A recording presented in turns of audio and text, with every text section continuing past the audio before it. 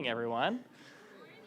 It's so good to be here with all of you this morning. And yes, thank you so much just for your kind words this morning.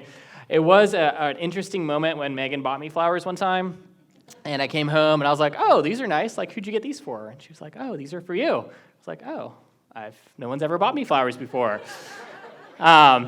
And I may not have been the nicest about it and said something about, in the future, chocolate is normally better, like beef jerky or something. But it was a great thought. It was very nice. But yeah, that was one of the more interesting moments in our marriage. So yeah, this morning I am really excited to get to be here with all of you and share something the Lord has placed on my heart. This past week, my family was on vacation. And we had a great time. It was my parents and my two sisters and all their kids and my wife, Megan. And we went away for about 4 days. It was just a really good time of just getting to connect and getting to have some time as family. And one of the things that's really interesting, particularly for Megan and I, because we don't have kids, is when you go to a place where I have 6 nieces and one nephew, or 5 nieces, 1 nephew. And when you're in one house with them, for an extended period of time, you don't realize the noise that is just always there when they're awake. It's just constant, and it's great, it's beautiful, we love it, but we got home on Thursday, and we just sat in the quiet, and we were like, oh, this is great. We were so tired. It was great. It was a good tired, but we were pretty tired after that.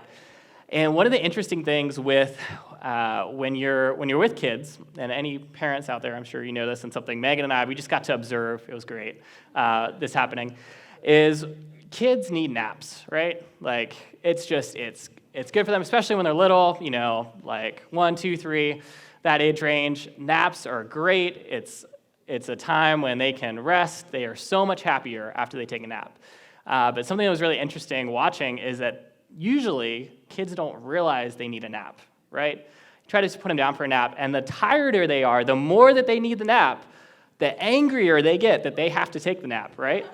It's this weird thing of you would think, okay, you're tired, this would be great, you'll be excited about it. No, they are not happy. And so we got to watch this play out every afternoon.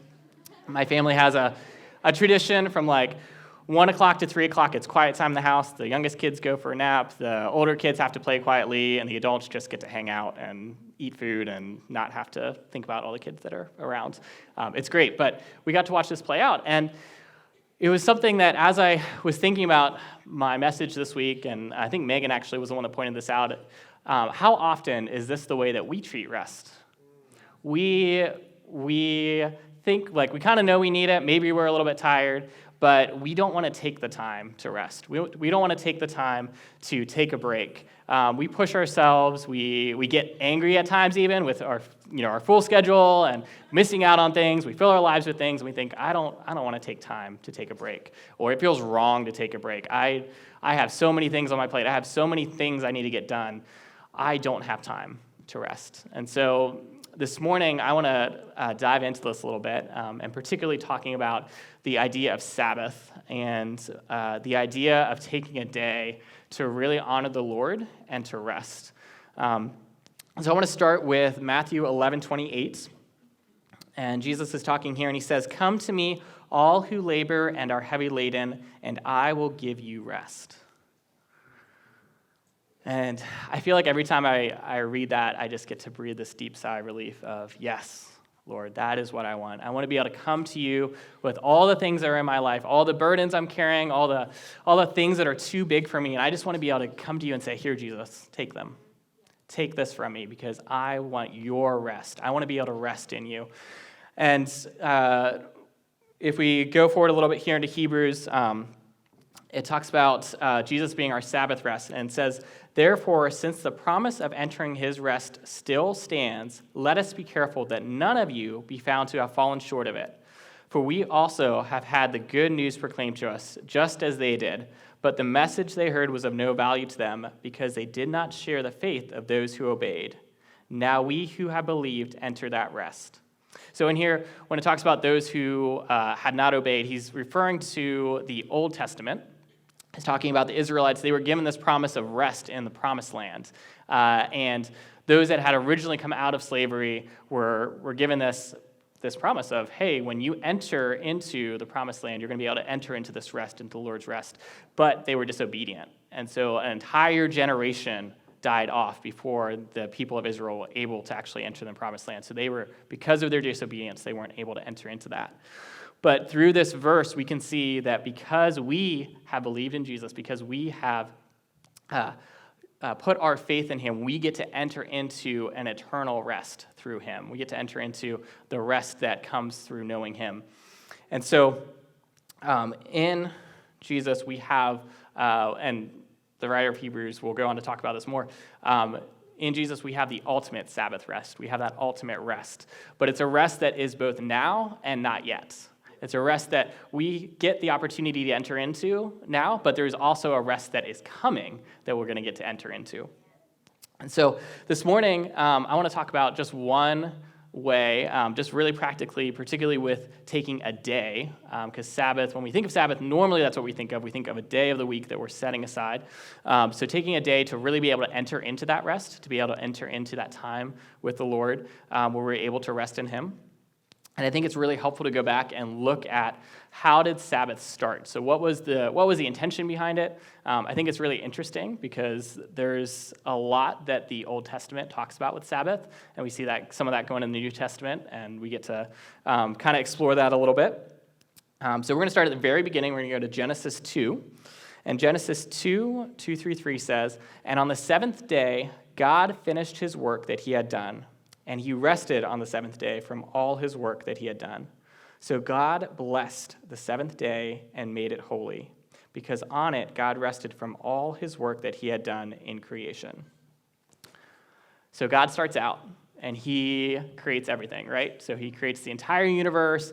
He is just doing all these amazing things. He creates man, and then he blesses it. And then it says that God stopped, and he rested. And he took that day that he rested on, and he blessed it as a day. It says that God blessed the Sabbath day. And one of the things that I find really interesting, if you go farther on and read, and God is talking to Moses in the law, and he's talking about the need for Sabbath.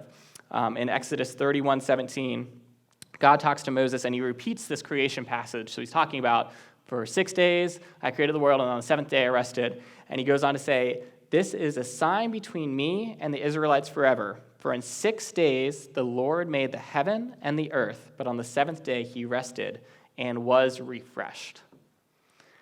And I love that last phrase, "and was refreshed," because if you look at it, a lot of scholars believe that word refreshed, really it translates into he took a deep breath.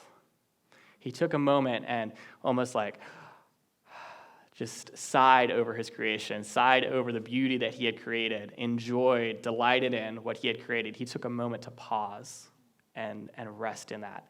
And I love that idea because when you think about God resting, obviously it wasn't because he was tired. It wasn't like, oh man, I've worked so hard and now I need a break. It was this moment of taking pause to just enjoy, to be able to delight in it, to be able to stop for a moment and just enjoy what he had created. So as we move forward with this, an interesting thing to note is that Sabbath preceded the fall. So the Sabbath started before the fall had ever happened. So this was something that God had put in place originally before sin had ever entered the world, before that was something that we were even having to deal with. God put this into kind of the rhythm of the universe. He put it into how things worked from the very beginning. But then we see that man comes in and he messes it up. And now we have this scenario where there is sin in the world, and there are things that entangle us, that pull us away from the rest of God, that pull us away from that Sabbath of being able to stop and just enjoy God's presence, because we have all these other things that are in there. So if we fast forward to the Israelites and the time when they are coming out of slavery, so Matt even alluded to this a little bit this morning, where the Israelites, they're coming out of slavery. The Lord has done all these amazing things. I mean, we're talking about miracles and signs and wonders, and he parts the Red Sea, and they get out of this 400 years of slavery. I mean, imagine that, 400 years. We're talking if we had been in slavery since the 1600s, so this is a long time. Finally, God has delivered them. He's brought them into freedom. And so they go out into the desert, and wouldn't you know it, all they needed was to start wondering about food. They got a little hungry, wondering, okay, how are we going to eat? How are we going to survive out here? We've been led into this desert place. And they start complaining to Moses, saying, you brought us out here to die. Like, there's nothing out here. It would have been better for us if we had died in Egypt. And in Exodus 16, we read the Israelites grumbling to Moses and Aaron, and they say, if only we had died by the Lord's hand in Egypt. There we sat around pots of meat and ate all the food we wanted. But you have brought us out into this desert to starve this entire assembly to death. So they were not happy at that point. And then Exodus 16:4, the Lord said to Moses, I will rain down bread from heaven for you. The people are to go out each day and gather enough for that day. In this way, I will test them and see whether they will follow my instructions. On the sixth day, they are to prepare what they bring in. That is to be twice as much as they gather on the other days. So God says to Moses, okay, I've heard the people's complaint. I'm going to provide for them. I'm going to not only provide, I'm going to make it really easy, where I'm going to actually rain down manna, which was like this kind of bread almost from heaven that they just have to go out and collect.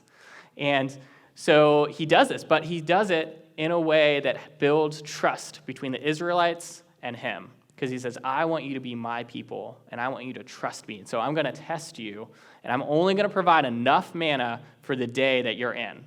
So you can't go out and collect a month's worth of manna. You can't even go out and collect 2 days' worth of manna. You can only collect today. And what we see is some people don't trust God, and they gather a couple days' worth of manna. And the next day, the manna that they gathered is stinky, and it has worms in it, and it gets gross. But God also says, but on the seventh day, I want to provide a rest for you. Just as I rested during creation, I want to provide rest for you. And so on the seventh day, the manna that they collect on the sixth day, because they've collected twice as much, does not go bad, and it's something that they can eat and enjoy that. And as we go farther into the story of the Israelites in the desert and they're wandering around, we see that the command of Sabbath, this practice, almost becomes more and more serious. In fact, it ends up being one of the 10 Commandments. So in Exodus 20, when God is giving Moses the 10 Commandments, we see verse 8 to 11, it says, remember the Sabbath day to keep it holy. 6 days you shall labor and do all your work, but the seventh day is a Sabbath to the Lord your God. On it you shall not do any work, you or your son, or your daughter, your male servant, or your female servant, or your livestock, or the sojourner who is within your gates. For in 6 days the Lord made heaven and earth, the sea and all that is in them, and rested on the seventh day. Therefore the Lord blessed the Sabbath day and made it holy. So God took this really seriously.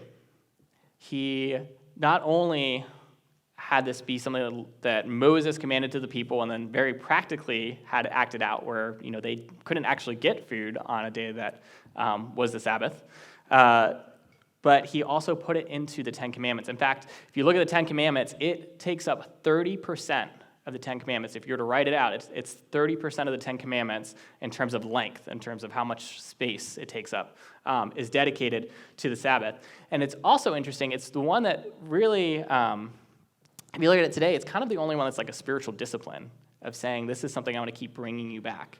So this is a really interesting commandment that God's given us. It's a really interesting time frame in terms of him building that trust within Israel to come back and rest in him and rely on him.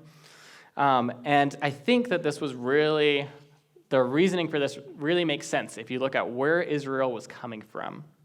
And so Israel had been in slavery for hundreds and hundreds of years. And they're coming out of this and they're learning how to trust, not in themselves, not in their own strength, not in, even in the Egyptians who had enslaved them and I'm sure, had systems and things in place. They're having to learn how to trust in God. And I really like this quote by theologian N.T. Wright. He writes this about the Israelites coming out of Egypt. Yahweh has two problems. He has to get Israel out of slavery, easy. So he's able to do that quite easily. I mean, it doesn't look easy to us, but for God, being able to do the miracles, send the plagues, take them through the Red Sea. But then, right, goes on and says, he has to get the slavery out of Israel hard. He has to get the slavery out of Israel. I mean, think about that. They had been living for 400 years under the oppression of the Egyptians. They had been living for 400 years with a mindset of slavery, a mindset of never having enough, never being able to rest, never being able to have a break, because we read earlier in Exodus about how the Egyptians drove the Israelites. And so now they're in a place where God is teaching them, hey, this is not the way I created you to be. I created you to live differently. And so I'm going to put things in place that are going to allow you to change the mindset, to change the way that you're thinking, to change the way that you're living so that you can be free. And so I think in this we see that Sabbath is really, it's a pathway to freedom. It's a pathway to allowing us to walk in the freedom that the Lord has given us through being in his presence, through being able to be restored and to be able to rest in him. And I think if you look at our world today, we're not in physical slavery. We're not in a place where we have that kind of oppression. But there are so many things that we can be enslaved to. There are so many things that can entrap us, that we can, be tied to. I mean, just think about your phone, right? Like, it's always with you.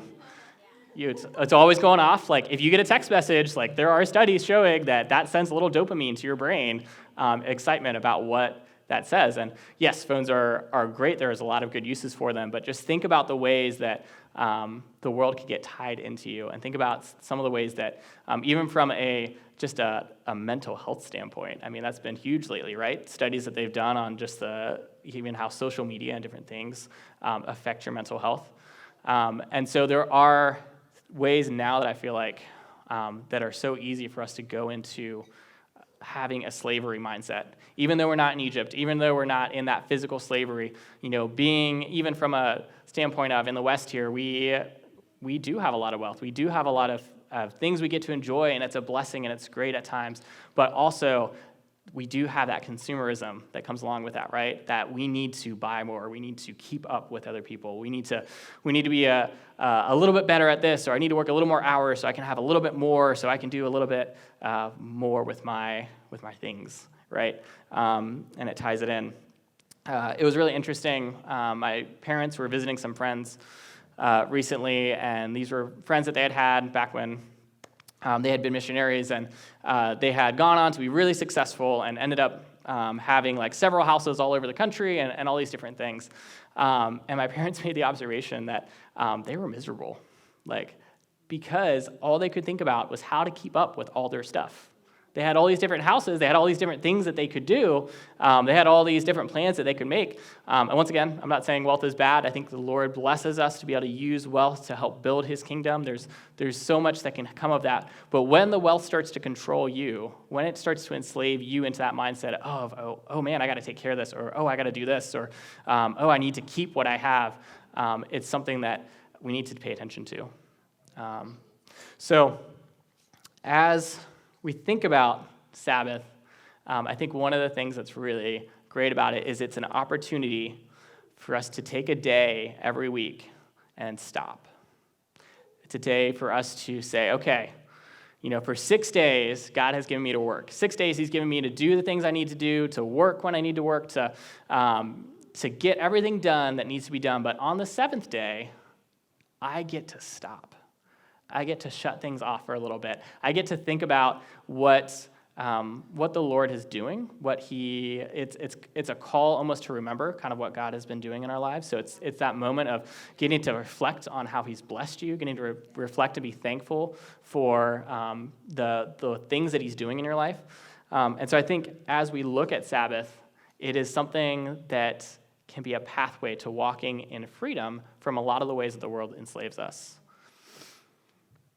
So, how do we celebrate Sabbath? What does that look like? Because honestly, I think it's gotten more and more confusing over the years, and you kind of have these different things that mix together where some people are like, oh, well, it's really just about like, kind of like a self-help day. Like, take a day, just go out, rest, do what makes you happy, like unplug. And there's even trends, like you can look in the secular world where people talk about taking Sabbath, and it really is kind of about them, well, I really need some time by myself to recover. I need some time to disconnect. But when we read in Scripture and God talks about Sabbath, it is always a Sabbath unto the Lord. It's time spent with the Lord. It's time focused on the Lord. And so I do believe that the Lord really wants you to be able to delight in him that day. On a Sabbath day, he wants you to be able to rest, but it's always done unto him. It's always done in the connection of this day is not about me. This day is about realigning myself with him. Today is about bringing myself all the things that may have happened during the week, all the, even the lies or the things that the enemy might have been trying to speak in. This is a day of realignment for me to come back in and say, God, here I am. I want to be still before you. I loved what Matt shared this morning because I do think that particularly in our world today, there's such a hurriedness. Everywhere we go, there's such a pressure to hurry and to rush and, to get things done. And, there's even can even feel kind of shameful to have a day where you stop and disconnect, like a day that you don't check email. I mean, some people, you have jobs, you have to do that. And, I get that. And I think there's grace for that. But there is that sense of you always have to be connected. You always have to be doing something. And so I really believe that there's an opportunity, there's a gift that God has given us in being able to take a day and really just be with him. Just stop and just be with him.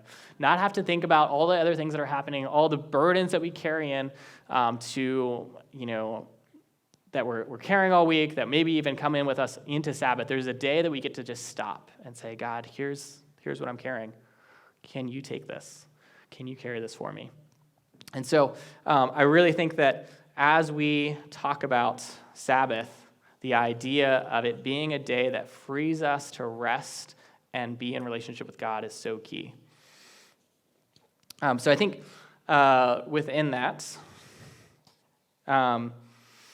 it's a really interesting conundrum when it comes to taking Sabbath. And for Megan and I, something that has been interesting on Sundays is every Sunday, you can all probably relate to this. You get done with the message, it's like 11:15, 11:30, maybe you're really social, you leave church at like 12:30, you're starving. By the time you leave, you are ready for lunch, you're ready to get some food, and Megan and I live in Lancaster City, and typically we're some of the last to leave, so it's not unusual for us to get home at like 1 or 1:30. And every week we'll drive home, and we'll get about halfway through the drive, and we'll see Taco Bell just in the distance. And almost every week, we'll look at each other and say, but we could get Taco Bell today. Because we almost always have a plan. We almost always have, there's something at home that's nutritious, that, we can eat when we get there. It might take a little bit of time. We're probably going to have to make it, but, it's there. But we have to wait for it, and we have to put some effort into it. And when we get home, then we have to cook it. And so every week we go through the struggle of we could just pull in. It's like $2 for a taco, and it's cheap, it's delicious. We'll feel so much better, instantly. It'll be that instant gratification that you get from it. But then, and this is nothing against Taco Bell, but normally, for those of you who have eaten at Taco Bell, you know that in 2 hours, you don't feel the best. It's kind of one of those foods that just kind of sits in your stomach, and you just feel kind of gross. And so while in the moment, it probably felt good. It probably felt like, oh, yeah, this is great. The long-term consequence of that choice is not great. And I feel like this is a lot of times what we do when it comes to resting, when it comes to Sabbath, is we take the quick, the easy things to do to bring rest. We take that, I could spend time with the Lord, but I could also watch this TV show, and that would be really quick and easy. And that'd be something that I could, enjoy for my day. And then we end up spending, 4 hours watching something and no time with the Lord. And then we wonder why we feel kind of gross during the week, or we wonder why we're having a hard time in our prayer life. or we wonder why the Scripture just isn't really alive to us. But we've spent this time focusing on so many other things, trying to find rest, trying to find restoration in things that don't actually bring that. And that bring, maybe they bring some instant relief, but most of the time it's more distraction. You're just getting distracted. And so it's that moment of being able to come in and say, okay, what does it look like to actually rest with the Lord? What does it mean to actually be able to find a rest that restores and to find a rest that allows us to actually delight in the Lord? So I want to really quickly just talk about instance with Jesus here. So Jesus and his disciples in Mark 2, it's a Sabbath day, and I'm just going to read here Mark 2, 23 through 28. It says, "One Sabbath he was going through the grain fields, and as they made their way, his disciples began to pluck heads of grain. And the Pharisees were saying to him, 'Look, why are they doing what is not lawful on the Sabbath?' And he said to them, 'Have you never read what David did when he was in need and was hungry, and he and those who were with him, how he entered the house of God in the time of Abiathar, the high priest, and ate the bread of the presence, which is not lawful for any but the priest to eat. And he also gave it to those who were with him. And he said to them, the Sabbath was made for man, not man for the Sabbath. So the Son of Man is Lord even of the Sabbath.'" And so I think within this, we really see God's heart behind this of the Sabbath. First of all, it's a heart issue for the Sabbath. So first of all, this isn't about doing something in particular. It's about what is the posture of your heart when you're going into this. Is the posture of your heart towards the Lord? Is it focused on him? Because you could spend all day, trying to pray or trying to spend time in God's presence, but if your heart is bitter and not in a good place, it's probably not going to be very productive. Probably not going to get very far. So the idea is, what is the posture of your heart going to Sabbath? Is your heart truly set on, Lord, I just want to be with you. I just want to soak in your presence. I want to receive from you today. I want you to be the thing that renews me, you to be the thing that strengthens me. I want to bring my worries and my trouble to you. I want to process with you. Is that the heart posture behind this? Or is it on doing a certain set of things, of doing a certain list of tasks that we kind of go through? We can make Sabbath really, really religious sometimes it has to be, it has to look a certain way. And so I think within that, Jesus is saying, no, this is a gift to you. This is something that I want you to be able to be blessed by, just as, he blessed creation and he blessed the Sabbath. Sabbath is meant to be a blessing. It's meant to be a gift to us. So I think something that's really interesting that we don't think a lot about is for the Jewish people, when it came to Sabbath, this was actually kind of like a holiday every week that they took. It was a celebration. It was something that they planned for, they prepared for. Typically, it would start Friday night at sunset and run to Saturday at sunset. So it was this time frame of where they had a kind of festive spirit around it. Of this is a time where we get to rest, we get to spend time with family. Family was very central to Sabbath. And then it was also a time of getting to be in God's presence. They had some very routine things that they would go through with it at times of remembering, talking about what the Lord has done. There'd be a time where the parents are blessing the children within the family, which I think that's an awesome habit for a Sabbath, right? Getting to just pass on the blessings that the Lord has given to the next generation. So this was kind of the cycle with it.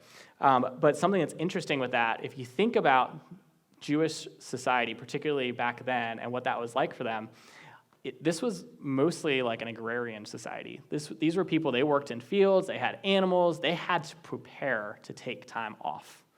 There was preparation that went into it. There was thought. It didn't just happen. They couldn't just get to Friday night and be like, well, I guess the animals aren't eating tomorrow because it's Sabbath, I can't work, right? They had preparation that went into this. And something Megan and I have, we've been married almost a year now, and so one of the things we've had to learn really with both of us now is we have to plan for Sabbath. We have to plan a schedule around this to the point of okay, we got to go grocery shopping the day before. We have to make sure that the house is clean so we don't feel like we're not able to actually rest on Sabbath. There's almost a little extra work that goes into it.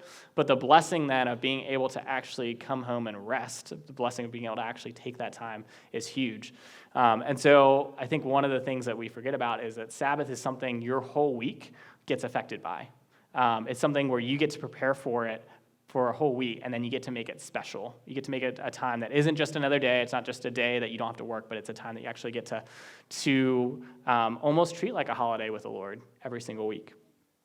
And I think one of the things that can be kind of confusing sometimes when we talk about Sabbath is where does church play into this? So what does it look like for church and Sabbath to be in the same space with that? Because for some people, the idea of getting up at 8 a.m. on a Sunday to dress up and come to church does not sound restful. And not all of us feel like getting up every Sunday at 8 a.m. to get dressed up and come to church. And if you have kids, I guarantee you that probably does not sound like restful to get the kids dressed up to come to church on a Sunday.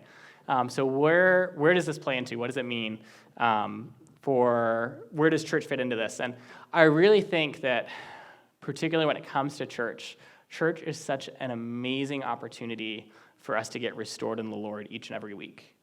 So it may not feel like the way that you naturally rest in terms of like what you would choose to do typically, but it's something that brings spiritual rest that oftentimes you won't even realize the rest that you're getting by being involved in something like church until you don't have it. Because it builds over time. It's something where that consistency of coming into God's presence, of spending time in worship, of being able to fellowship with other believers, of being able to hear, a message of what God's doing, or getting into the Word of God, it shapes you over time. And so it's something where when it comes to spending time in church, once again, it may not feel like the natural rest that you maybe sometimes crave, but it's something that brings a spiritual rest that is so important.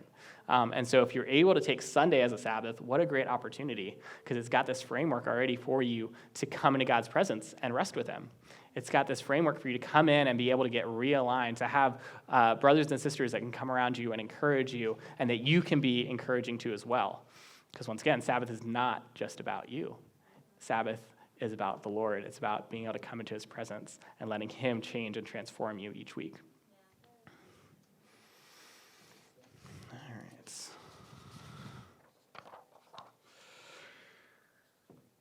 Okay, so I think a couple things that are helpful just as we think about resting with the Lord, some things to just really reflect on.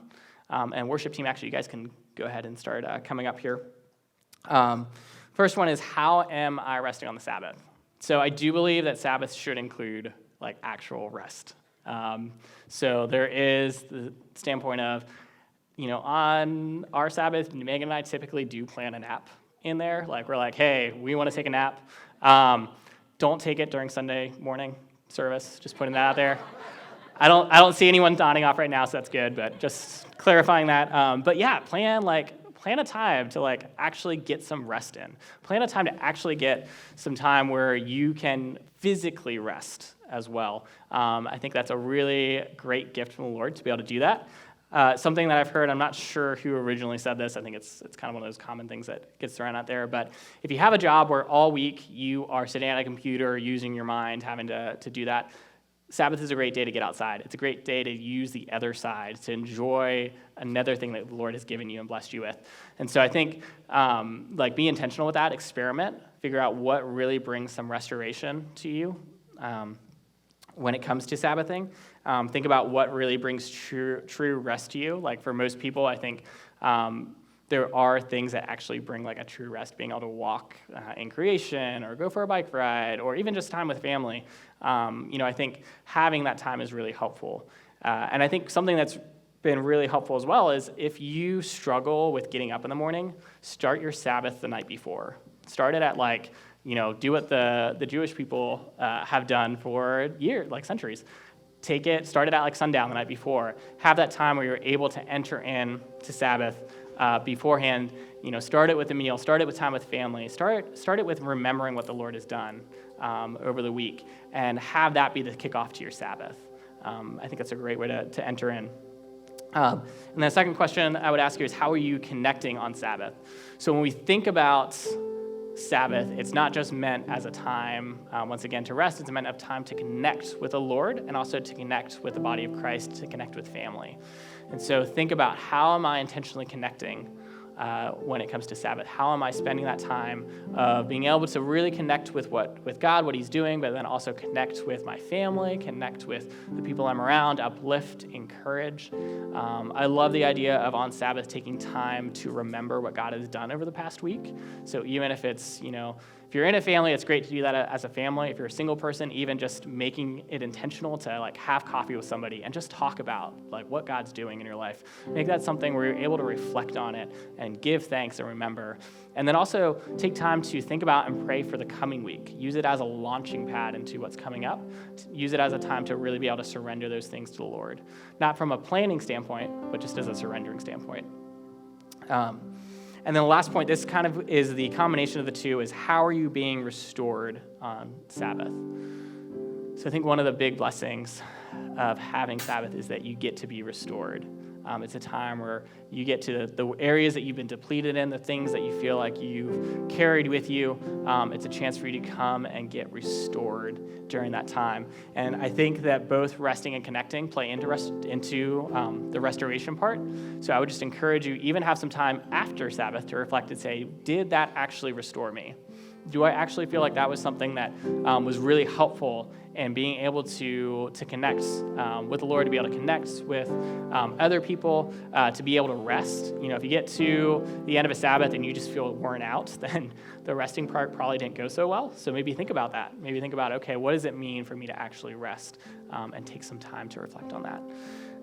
So we're going to go into a time of worship here. I just encourage you, think about that. Ask the Holy Spirit to speak into that. Ask him to even speak to you as a person, because every person is different. So every person is probably going to rest a little bit differently. Some people are going to connect a little differently. So ask the Holy Spirit, how have you made me, and what does it mean for me to rest? What are some things that you would love for me to do on Sabbath to be able to connect with you, connect with others, and to rest?